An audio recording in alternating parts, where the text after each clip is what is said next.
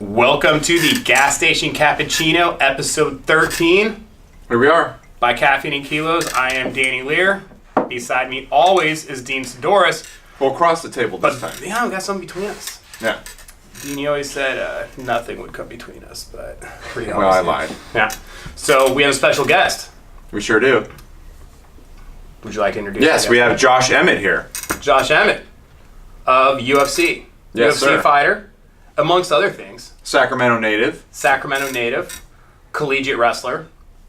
So you were a wrestler too, Danny. I was. Yeah. I did not wrestle in college, Yeah. to be clear on that. We also wrestling coach. But I coached for 10 years. Yep. So that was fun. Where at?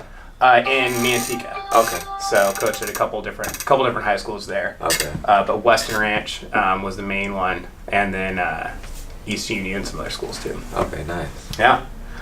So first time, your first guest. I don't know if you know that part or not. I did not know that. Yeah, welcome. first guest. Yeah. We It's an honor. Well, for a long time we were trying to decide if we're going to have guests.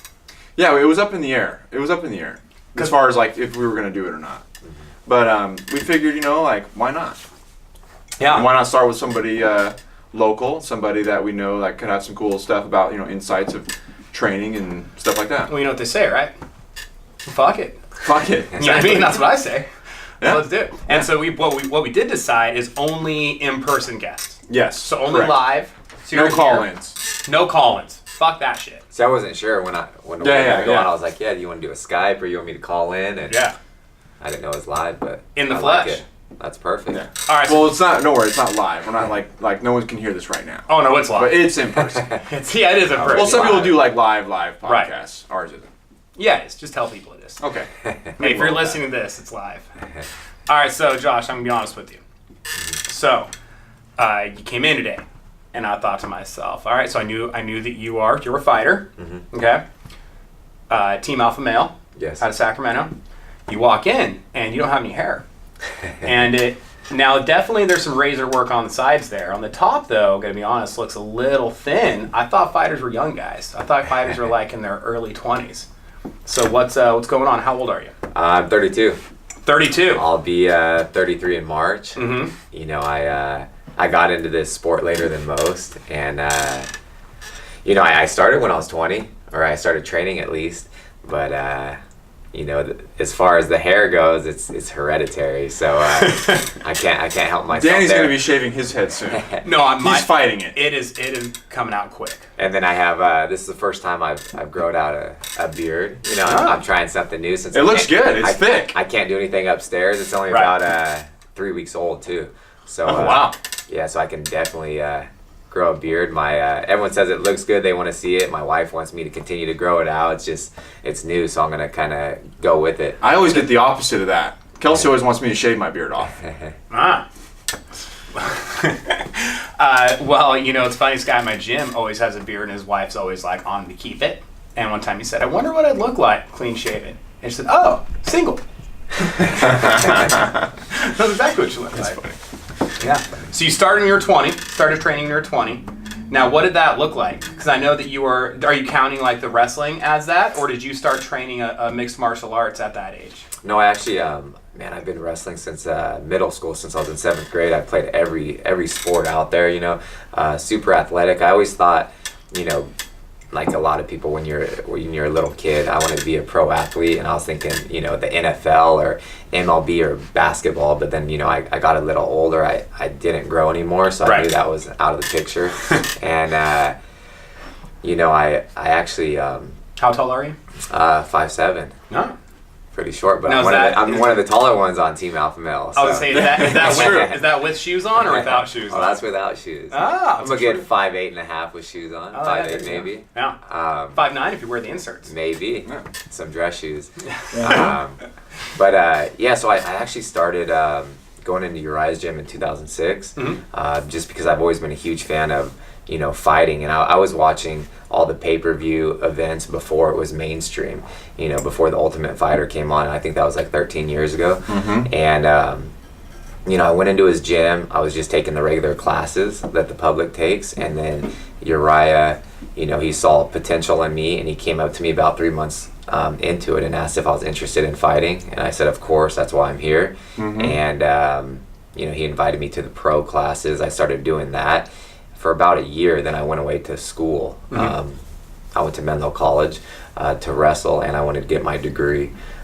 Just in case the fighting didn't work out, I might have something to fall back on, Absolutely. So that's kind of how that went down, and then I came back in 2010 after I graduated and kind of picked up where I left off. Very cool. What did you get your degree in? Liberal arts with the concentration in psychology. Okay. Because I also, my two things, the only things I ever wanted to do was be a police officer or a pro athlete, and I'm definitely not really using my degree right now. Right. But you never know. Maybe in the future. But I love what I'm doing, and it's just a lifestyle. Which you guys know. It's I don't have a I don't have an 8 to 5. I don't have a boss over my shoulder. I can basically do whatever I want, but I have to. I have to go to practice. I have to stay in shape. But it's the dream I'm chasing. To be a champion. Man, that's great. Yeah, living that, it's kind of funny, like living that lifestyle. We talk about that all the time, It's, I mean, hey, you know what? If you want to work a 9 to 5 and that like makes you happy, that's all good. You know what I mean? But there's a lot less stress. There is yeah. People think, man, what the fuck? Everyone thinks like, oh, dude, must be nice. You know what I mean? Kind of be able to make your own schedule. It's like, no, man. Working 20 hours a day is great. No, actually, it's fucking awful. That's what they say. Like, oh, must be. You can create. You can what do they say? You can work whatever hours you want. I said, yeah, man. Pick your 17 hours. Yeah, you can work whatever 17 hours out. But for you guys, if you're not working, you're not getting paid. When you're self-employed, and man, it's like a lot of my friends, they work for the state, all this type of stuff, and they're like jealous of me, like, oh, you haven't made this and that, and I'm like, do you explain do you get punched in the fucking face every day? Every day, and then I'm jealous of them because they have a retirement, they have there's no stress. No, there's job security. I mean, you can punch. I think you can healthy punch ligaments. I think you can punch somebody in the face at the state, and you'll still be able to hold on to your job. They're union. I'm pretty sure not using the job.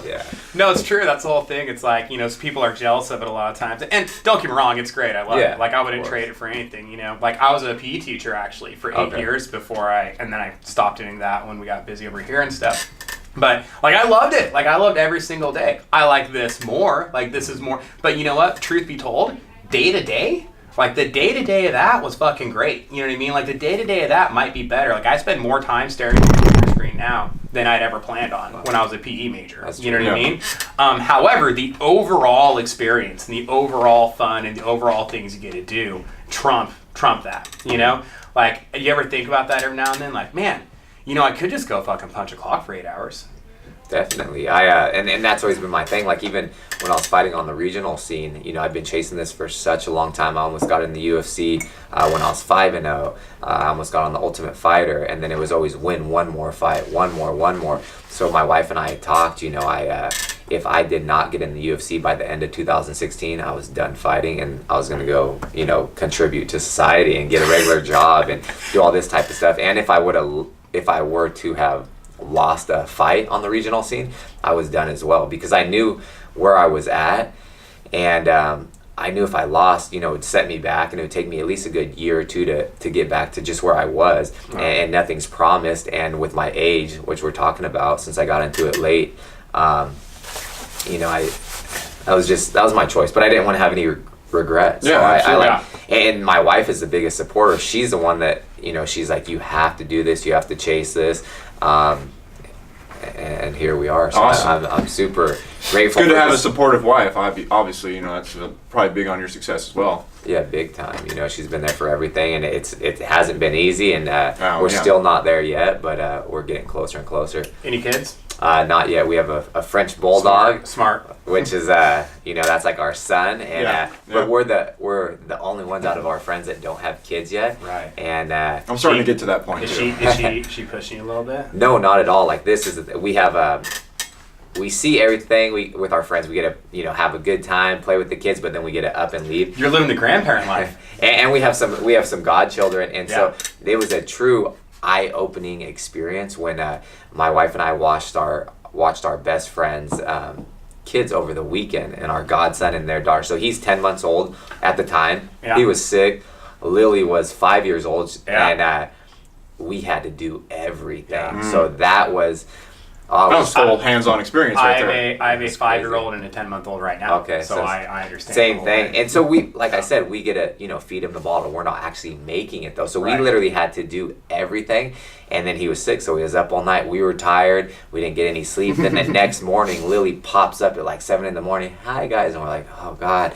But it was tough. 2 days, and it was great. But then afterwards, Vanessa and I looked at each other and we're like, "There's Not yet. no way we could do this right now." Yeah, right now with the lifestyle that you guys have right now with the the traveling. There's a lot of traveling involved with your sport. Yeah. And just kind of that whole thing, a lot of hours away from home in the gym, doing this and that. And we don't have the luxury of a lot of our friends, they have like their parents that are retired that Right. can watch their kids. Right. We don't have that. Her Yeah. parents live up in Amador. My mom works, so we would just have to do a daycare, or somehow it'd be a big sacrifice for her to stop working, or for a good year or two, or whatever it may be, before we could put them in a daycare. And yeah, we're just not ready yet, but in the next few years. Can't just put them in the crate like the pit bull. Yeah, no, I know. Or like a bulldog. Can, frowned upon. Oh, yeah. Just So- a little, End up on right? the news. So right now your record is, correct me if I'm wrong, 13-1 professional record? Yes.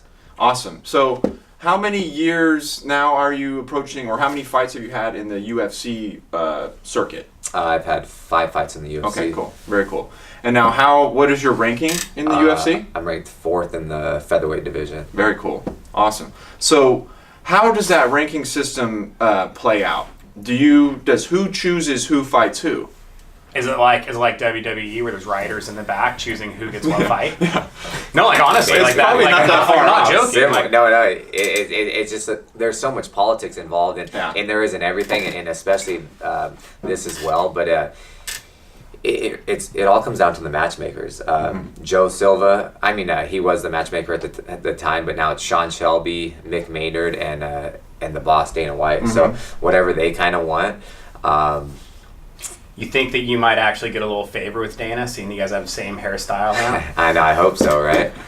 He's gonna look at you and look at that handsome son of a bitch. You got him. I trust this guy. I don't know what it is, but I trust him. That's funny. Yeah, hopefully. But as far as that goes, man, I made my featherweight debut in Poland in October, and with my age, I want to fight the best because my time frame is my window is so don't limited. have time to fuck around. So it's either I'm the best or I'm not, now or never. So I don't have the time to climb the ranks. So I beat a tough guy, and then I got a short notice fight to fight Ricardo Lamas. That was what, 3-4 weeks? How big was that? 3 weeks. Yeah, that was like, I saw that. I'm like, wait, didn't he just fight? Yeah, and I just fought Poland 6 weeks prior to that, and then they were talking about me fighting in January in St. Louis or Boston, and Joe. Boston was last weekend. Yeah, it was that. Well, since this is recording here, Francis Ngannou Stipe fight. So I was planning on fighting on that card, and then actually Sean Shelby. Since the whole thing was Lamas was going to fight Jose Aldo, the winner of that was going to fight the winner of Edgar Holloway. Since Edgar got hurt, Aldo stepped up to fight Holloway, so Lamas was left without an opponent. And Sean Shelby went through and asked every single person in the top 15 if they wanted that fight, but nobody took it because Lamas is a dangerous fighter, and it was on a 3-week notice, and he was training for one of the all-time greats in the featherweight division. But you got goals. But I was the only one that You got goals. You got things you're trying to do. Yeah, I was the only one that was not.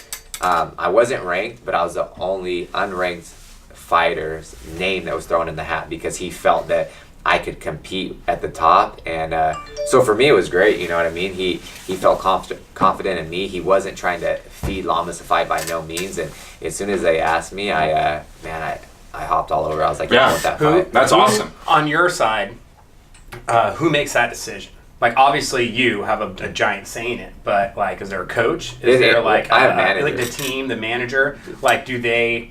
Like, how big is their say in it? How big is your, like, is it like 75-25 your decision, or do you just kind of let that, like, they do what's best for you, or are they just a figurehead and you really do what you want? No, it really all comes down to me 100%. It's my choice. I have managers, and of course I talk to my coaches. So they kind of advise you, but then you have the final. Yeah, and the final say, and they know me. I've never said no to a fight. Even when I'm injured, short notice, whatever it may be, I always take it. Even if they're advising me like, let's not take this, blah blah. I'm like, I want that fight, you know. And regardless if I'm, you know, I knew at the time I was super heavy. I'm always in good shape, but I was not in fight shape. So my first, you know, words out of my mouth were yes, I want that fight, and then, you know, I'll figure a way how to win. And you said yes, I want that fight, and then you put on your shoes and went and ran. Exactly. Yeah, you're dead on that. I was like, shit, I got to go to the gym and like run now. Oh, So now. in a perfect scenario with lots of basically preparation, what does your Well, strength- how much preparation do you normally have prior to a fight first? I think. Yeah, We'll okay. lead into that. You know. Yeah, so for me, a lot of my fights in the UFC have been, you know, relatively short notice. My debut, I got on a 4-day notice. That's short. Yeah, super short. Because I wasn't in the UFC, someone got injured. I was one of the top lightweights in the world that are prospects. So I was first on the list. They went to me. You have to say yes. Yeah, absolutely. So I got this. I answered the call, and they're like, "Do you want to go to the Netherlands?" And I was like, "Yeah." Like, when is this? I had no idea that it was in 4 days, but I said, of course. Didn't know who I was fighting. You said yeah, and they said, all right, Saturday, see ya. And that's exactly how it went down. You know, it was like Wednesday I got the call, and then right before I hung up, I was like, wait, who am I fighting? And they told me John Tuck, and I was like, oh, cool. Like, I did not care who I fought. Yeah. I would have fought a heavyweight just to get my foot in the door. Not saying it would have went well, but I would have. And then I hopped on a plane the next day, flew to Rotterdam, and you know, beat a decorated guy that they love. You know, they're trying to get behind. They thought I was gonna lose. They wanted me to lose. So I upset him and also set a record in my first fight, the worst hand injury in UFC history. Jeez. With a compound fracture, kept fighting, had to hide it from the ref because I knew they would have stopped the fight. When did that happen? It happened in the third round with like 2 minutes left. Yeah. Jeez. Yeah. So how do you say kind of had to hide it from the ref a little bit? So it was visible outside the gloves. Oh yeah, it was my your fingers? my ring finger. Oh, it was God, a I've seen compound pictures. fracture, and it was literally hanging there by the flesh. It was just flopping around, and the glove was stopping it. And Thank it you was- for sharing that all over your social media too. It gave me nightmares. Oh, That you was bet. And it was just the weirdest like sensation. Like every time he'd kick me, I'd go to block it, and I would see You're just sweat. thwopping? Yeah, I would see sweat flying like out of like the corner of my eye. So I just kept looking because I literally thought he kicked my finger off. Yeah. like it was. I thought the finger flew. Yeah, I swear. Wouldn't to God, that I have kept been, wouldn't that have thinking- been awesome if the finger actually detached and like flew off? I don't know. Not awesome. Maybe for everyone to see, not me. Well, you thought it was happening. Yeah, no, I did, but even a finger, I wasn't letting that stop No. stop me from winning my Yeah, debut 9 and flying others. across the world. No, absolutely. That's Yeah. awesome. Like I'm more So- impressed that you found a way to hide that. Yeah. Yeah. He just put it down his pants. I just had to He just hide it put it- behind my back. Like you Yeah. can clearly see it in the fight. Like because then he kicked me in the groin, and then the ref stopped it, and then he came up to me, and I just put it behind my back, and he's like, "Are you okay?" I was like, "Yep." He's like, "You sure?" I'm like, "Let's go," because I just wanted to get right back in there. I Yeah. didn't want to let the pain set in anymore. And Yeah, people talk adrenaline's about through the roof. People talk about adrenaline, and they're like, "Oh, you didn't feel that." I said, "Oh, I No, felt I that. felt let that. let me snap your finger in half, and then let's see if you feel that." Yeah. You know what I would have done? I would have just gone Al Bundy. I was going straight down the pants. Yeah. There you go. At And the you know front of the what's pants. going on there? Let me not say nothing to see. You know, we got 2 minutes. Let's go. Let's get this thing going. Let's finish this up. So with if you have like normal notice for a fight, as far as like what's going down and this and that, what does your like strength and conditioning regiment kind of entail? What does that look like for you? Yeah, so for me, you know, it seems like my whole MMA career has been about, I don't know, like a 5 to 6 week camp, and that's ideal for me. I know a lot of fighters like 8 to 10 weeks out. I feel like, I don't know, not that I'm not overtrained, but I push myself so hard for, I think 5-6 weeks is perfect. I peak at the right time. If I do that for 8 to 10 weeks, I feel like my body breaks down. That's when injuries happen and all this other sorts of things.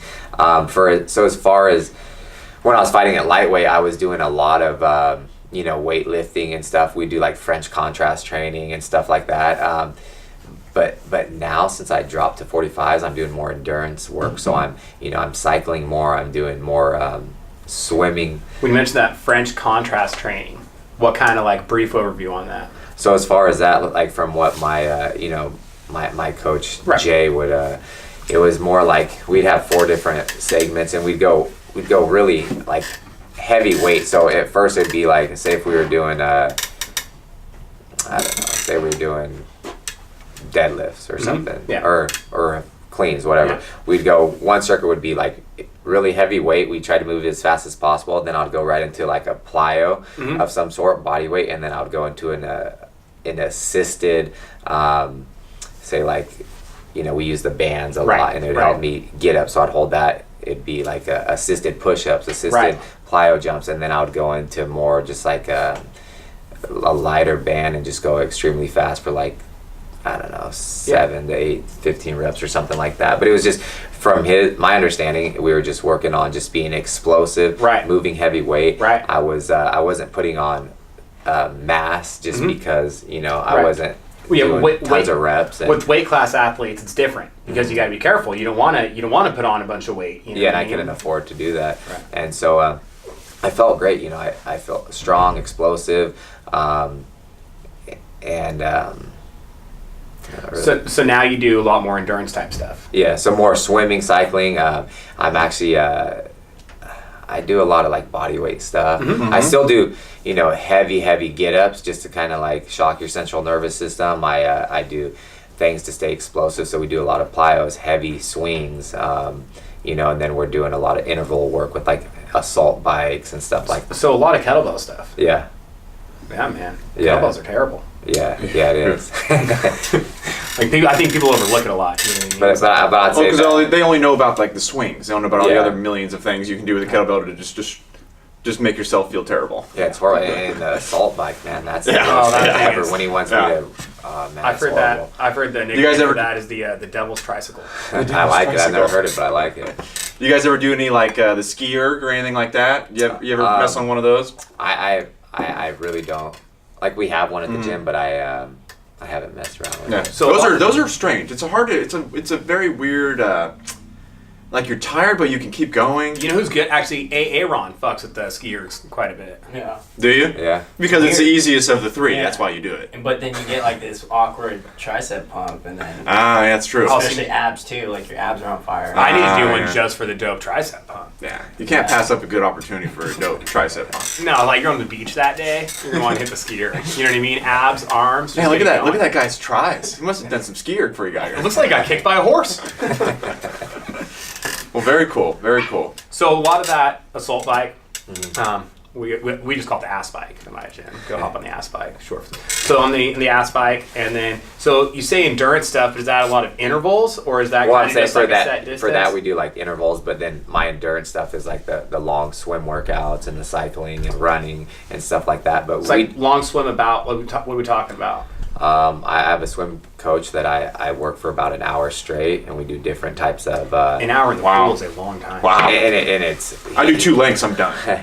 he actually he gets a lot of people ready for like buds and pararescue. He trains does like combat swimming, teaches them the strokes and everything like that, and so I've been working with him for over a year. I was gonna say about a year ago you added that in. Who is your coach for that? Scott Morris. Okay. He's over at the Swim Institute in Rancho Cordova. Okay, cool. Yeah, but it's a cool pool, and I just pay the membership, and he helps me out, and very cool. It's tough stuff. He's actually, I think he's working on writing a book right now about that, and man, it's so hard though. That's what I'm like. People that what brought you to swimming? Like who suggests that to you, or is it just something you've always liked to do and you've always known as good work? Like what kind of, or is that a common thing for fighters to do a lot of swim workouts, or kind of, what's the deal? I wouldn't say common. Like the first time, actually one of my buddies, he was getting ready for buds, and he was doing a lot of this training anyway. So I would go with him and try to do some of the things he was doing, and it was tough. So I just knew, I was like, man, this is a great workout. It'd be great for fighting. This was a long time ago, and then. My jiu-jitsu coach Felipe, his academy is actually right there by the Swim Institute. So that's kind of how I met my coach, because Felipe and Scott knew each other. And then when I was working out with him, he would come in and introduce himself, say hi here and there, and then he just said, if you want to come swim sometime, let me know. And I took him up on his offer. If you would ever like me to kick your ass. Yeah, for a change. and man, every time I'm driving there, I'm like, man, why am I doing this? But as soon as I'm done, You feel like I'm $1 million good. bucks. Yeah, afterwards, I'm happy, and I know it's going to translate into the fight. And there's no damn fight. I could fight a 50-minute fight. It will not be as hard as that. Oh yeah. As far as That's always the testing goal my with the lungs, training, yeah. yeah. As far as taxing my lungs, but Well, you got to be ready because ready for that 5-rounder. yeah, and that's coming up. I've fought a 5-round fight regionally. I've been ready for another one, but man, 15 minutes is a long time to fight shit. someone. 25 Yeah. minutes. That's unbelievable. It's a Give me long six-minute time wrestling match. I thought I was yeah, going down. Yeah, You know what I exactly. mean? That's all I've got. Actually, I've got about 5:45. If that guy makes it in the last 15 seconds, I'm fucked. And Like it's win or lose. That was it. And college is 7. Oh, you get that extra minute. It's 3-2-2, and Yeah, then you get it's that extra minute. and then you go into like the overtime rounds, and Yeah. I swear And wrestling. you have is- the riding time just kind of fucks Yeah. everything up too. And so exactly how, because people think they're like, oh, that's not that, or how's he getting tired? I'm like, you know how tired you get in a 6-minute match. Yeah. Imagine a 15-minute fight, a Right. 25-minute Yeah. fight, and you're doing everything, and it's Yeah. like what do you? Yeah. They couldn't even do it for 30 seconds. No. Like No. That's why boxing blows my mind. Oh yeah. Go like 10 rounds. Well, your life's based around cardio when you're a boxer, right? And- Just skipping rope Yeah. for like 8 hours. Hitting the a day. bag. Yeah. But even those guys, they're a different breed, because like I go and spar, pro boxers at their gyms, and man, they come in when they're out of shape and they can put in 8 rounds. Yeah. Out of shape. Like this is my first time sparring. Kind of know how to play it. Yeah, I because guess. that's what they've been doing their entire life, So it's like they're used to it. Just like I feel like I could stay in a wrestling Right. stance and do all that, Yep. because maybe we're not. Now I am, but like say someone coming into it that's new, like maybe they're holding their breath, they're Right. being tense, but they've done it their whole life, so they just know how to relax and not stall, but Yeah. conserve their energy. Well, I've described wrestling. And actually, the weightlifting also, like, they have the similarities. Is that there's a what do I call it? Like, basically, it's like timed aggression, right? So it's like you're in a wrestling match, like you're engaged and you're doing stuff, but you can work at like 70% certain times, Yeah. right? And then it's like when it's time to go, it's time to go.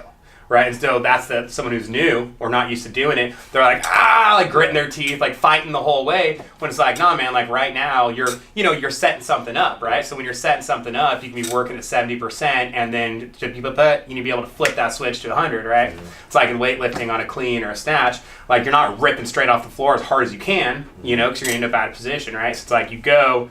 And then when the timing's right, you turn it on. Mm-hmm. And so in fighting, it's a lot of the same type thing, right? Like you're kind of either setting someone up or just kind of working position. And then when it's time, it's time. Yeah, exactly, and it is. That's why I think a lot of the interval work translates over so well to fighting, and some of like CrossFit workouts as well. Just because you're getting into a scramble, or you're just in just all out the 10 to 15 second brawl, and then you can step back, bounce around, start using your feints and fakes. And to slow your heart rate down, and then Right. when you want to get right back in the mix, or you're in a scramble, it's the same thing. So it's just like, stop and go. But, just having a poker face too. So, at what point of a fight, if any point specifically, do you feel like you're at your most like calm, collected, like ready to go? Are you like, That's a good question. do you like the the very beginning, or more towards the middle, the ends of the fights? If you could even think of one, maybe you haven't really thought of. I don't know. Does that, Like, that ever cross your I'm- mind? well, Like, I'm where do you sure- feel like you're most confident in a fight, physically, mentally, just aware, like established, In ready the to go? zone. Yeah. Or does that go fight by fight? Does that change? Well, it just depends. Like as far as that, I can answer it a few ways. So when I fight, it's the weirdest thing. Like I'm not nervous at all. I've competed my whole life. I've wrestled at nationals in front of thousands of people. And my first amateur fight, I remember asking my coaches before I walked out, I was like, "Is it bad that I'm not nervous?" And they're like, "No, that's great. It's not going to be tougher than that." But as far as getting into the fight, I feel like the first round you're filling each other out. That's when people are like the most like powerful, and the bad things can happen. It can happen anytime in a fight. But I'm saying that they're stronger. You're more explosive. You're just fresh right then. So usually as the fight goes on, that's when we kind of just settle in, and you're not really too worried about that you're just flowing, if that makes sense. You know what I mean? You're just kind of flowing, and you're just stuck in the that zone, like a zone state. Exactly. So it's like you could be anywhere in the world, you wouldn't fucking know. You could be on the moon. Exactly, and that's the thing about fighting. It's a crazy thing, but it's like, that's the only time, like, when you're in the cage, I feel like free. There's no worries in the world. Like, I'm not thinking about anything that's going on. If you're stressed, you're not while you're in there. It's just you and that person in front of you. The building could be on fire. You wouldn't know. Wouldn't care. Yeah. I'd probably know. I wouldn't care though. But yeah. But it's hot up there. It's just crazy though. I can't really explain even what's going on. It's like, I say we're like modern day gladiators, and it's the craziest thing. Like when we're going to the arena in the van, and then we're in the room where like the gladiators were held, and then we're in the tunnel. It's just it really gotta be a surreal feeling. Dude, absolutely. it's crazy, and it does not sink in till I'm fighting, and I'm talking about until like I'm making the walk, till I'm in the cage. Like literally when I've been traveling, and especially with the UFC, because I'm fighting in different countries, so it feels like I'm on vacation. I'm almost getting the chills just like thinking about that. That's crazy. And all the people are just nuts, and as bad as it is, these fans want to see bad things. They would love it. Like, it's kind of sick. Like I always say I want to win, of course, but I don't want to be injured. I don't want my opponent to be injured. Like I want to go home to our families. Right. But these people want to see people like cold bad knockouts. Is it almost like you said, like feel like modern day gladiators? Almost like when you're going from the back through the tunnel, like through the crowd, you almost feel like an animal. Dude, it's nuts, and it's. Do you know what I mean? You almost is it kind of like that, or have you heard people describe it that way? Maybe not. Yeah, but just kind of one of those things. I just like look around. It depends too. When I'm fighting in the States, fans are a lot different. They're kind of, they're just everyone's just super drunk and just saying like, kill them, this type of stuff. But when I've fought in different countries, they're super respectful. They're actually quiet. They're watching the fight, and then afterwards they're congratulating you. So it's a totally different depending on where you're fighting. But it's just barbaric as hell. Like it's just nuts. Like I feel like in these other countries, I mean the relation with that could be that there's probably a lot more actual fighters and mixed martial artists in the arenas watching these fights overseas, because they don't have baseball, football, all these other sports that they're playing. A lot of these people are probably doing a lot of these things or some level themselves, and they understand more. Maybe they have a better understanding of these martial arts. It's a better understanding of the fight game. I don't know. It could be, and I always say they're like super fans, because even in the States, you go somewhere to a fight, the first fight, the arena will be empty. A lot of people don't come to like the main event. When you go over there, the very first fight completely sold out, and I think it's just more, maybe it is they come from more of like a truer form of martial arts, so they actually like, there's respect, there's honor, they're like, I don't know, it's just different. And here in the United States, people just want to see a bloodbath. Yeah. You'll get knocked out and I'm just gonna pummeled on the ground. I'm just gonna come out with it. I'm guilty. The one time, me and some buddies, it was a fight in Sacramento at Arco Arena, and so we're getting hammered at dude's house before we go, and then dude make some jungle juice, you know what I mean, in the cooler. We got this is illegal, whatever. We had a designated driver because one of the guys' wives was pregnant, so she drove. All the rest of us are emptying the igloo cooler in the back road with the jungle juice, and then we get there, go into the arena, see the first fight. All of a sudden, we all fucking pass. We all fall asleep. No shit. Oh, wow. Because it's like from the very first fight to the main event. I mean, it's a couple hours. Oh no, you're talking, it's like 3-4 hour ordeal. Like I think it started at 4 o'clock or something. Main event is until 8:30. Anyway, everyone's kind of sleeping. But then what happens is everyone kind of sobers up, wakes up, and watch the last 3 fights. Yeah. You know what I mean? But it's one of those things. Looking back, you go, it's. But I was the same way. That's an early 20s thing. You know what I mean? It's just your excuse to like party, have a good time. It's like going to a game. It is. Like I would do that all the time too. But then, but now when I was fighting regionally, and I would have like I'd be the main event here all the time, and that was ran late. So I'd fight at like 10, 11. I fought at like 12 one time. Yeah. These guys are like my friends and stuff. I could see them like saying they're pre-gaming, and they're like, this is like 12 o'clock in the afternoon. I'm like, I'm not fighting for another 12 hours. And I've seen it time and time again. People would come in just so sloppy. They're like, when are you going to fight? I'm like, I just fought. You know what I mean? You missed it. It was kind of funny, but I know everyone's having a good time, and I'm for that. So I've been to a handful of fights out of McClellan. I'm sure you fought there. Yeah. How many times do you think you fought there? for West Coast Fighting, I was their champion, so that was like my whole career. I probably had like, I don't even know, 5, 6, maybe more. That's the same place we hold our invitational. The very first Caffeine and Kilos Invitational, which actually launched the company in 2013, was in the exact same building. Yep. No, that was the volleyball building. I thought it was the same one. No, this one's the building next to that. No, but that was the same because I fought at the sports complex, and then you were talking about the conference center. So I saw it both, but it was the very first they had the conference center. The first year, the conference center wasn't there yet. Oh, see, I didn't know that. Yeah, and because the sports complex is even they did bigger. in the ball. Yeah. Mm-hmm. And I went to your guys' invitational. That's right. Yeah. Yeah, I think we had some. People doing it. That was it. That started the whole thing. So that was 2013. 2013. Yeah, that was a launch. That was like the launch party / event. So you mentioned that kind of that feeling in the ring of when you're in that zone state or in that flow state and that whole thing. Do you think what drives you? And I know that it could be a little more complex. It may not be as simple, but like what drives you to want to compete? Is it that feeling in the ring you will not be able to duplicate anywhere ever again?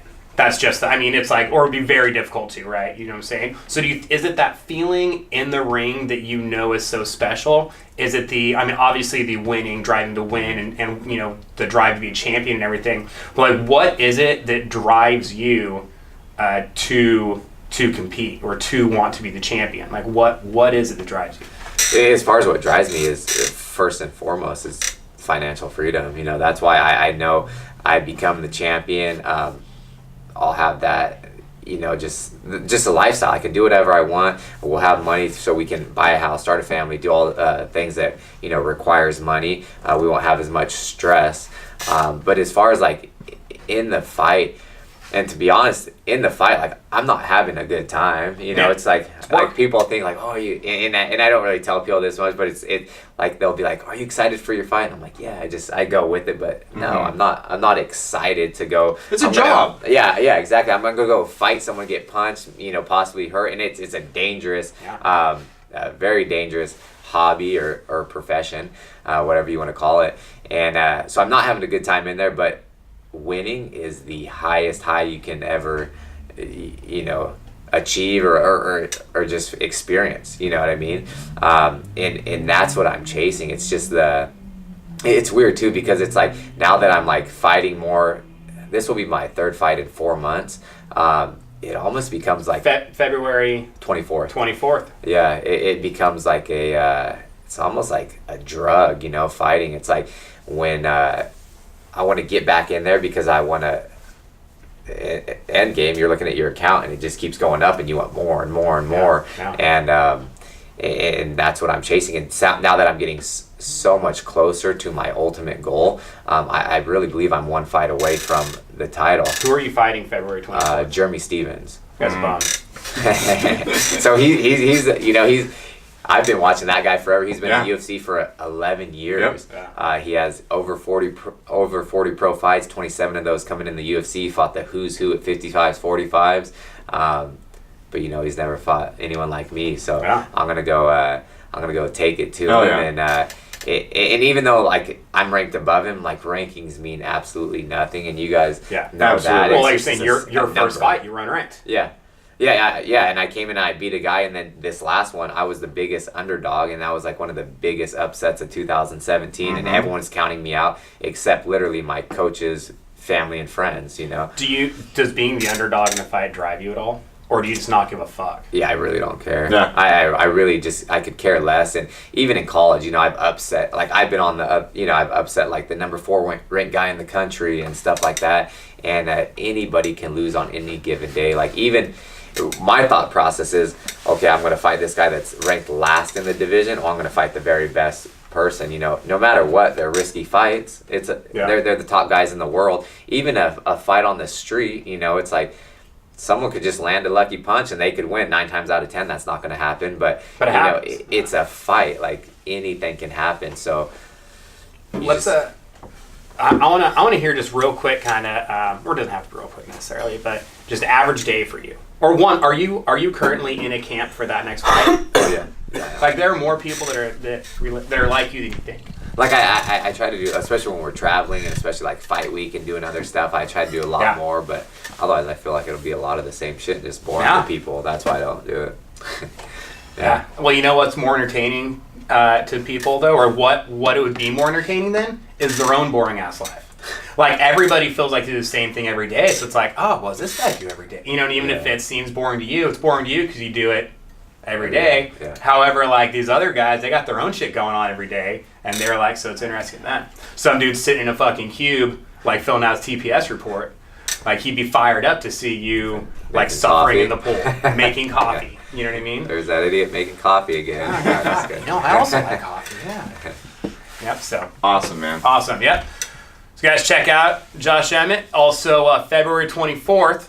Yeah, I'm fighting UFC on Fox 28, the headliner, the main event on Big Fox, so Fox 40. So that, don't have to pony up for it. Nope, it's free TV. It'll be from 5 to 7 p.m. I'll probably fight at 6:30. Main event. That's This is, 25 Pacific time. That's This is 5 rounder. Saturday. This is Saturday. Yeah, it's a Saturday. Okay. Because sometimes they'll do those Sunday fights Sunday too. cards. And And so then Saturday. also coming up, I think the week before the fight, they just came out and filmed me doing Road to the Octagon. Oh, And awesome. So that'll probably air, the week before, and then during fight week, and maybe right before the fight as Will well. that be on his Fox as well? Fox 40 as well. It may be on. I think the first one will be on Fox 40, and then the second time they just show reruns will be on FS1. Okay, cool. So Very this is episode 13. However, if the weeks don't line up, we might actually release episode 13 before episode 11 or 12. That way, make sure to get this out before your fight. Yeah, we should do And that. so We'll bump episode- this one up. We'll so bump yeah, this so one whatever. Up. This might go like a 8, 9, 13, 10, 11, 12. But you know what? Fuck it. So this is technically You know what I mean? number 10. Yeah, that's number 10. Absolutely. So cool. All right, Josh, thanks for stopping by. Much appreciated. And Yeah, thank you. yep, guys, check us out. If you have any questions for Josh, we can be in communication with them on the YouTube. You can make a comment or email us, podcast@caffeineandkilos.com. Let us know what you think. If you have questions for him, we can kind of pass those along maybe. Yeah, hit him Also, up on his Instagram. Send him a DM. I might get back to you. Yeah, there we go. Also, let us know what you thought of having a guest. A little different. You guys might have actually learned something today. So, how was that? Did you like having a guest? Did you not like that? Kind of let us know what's going on. Right on. All right, thanks a lot. See you Thanks, guys. guys. Thank you.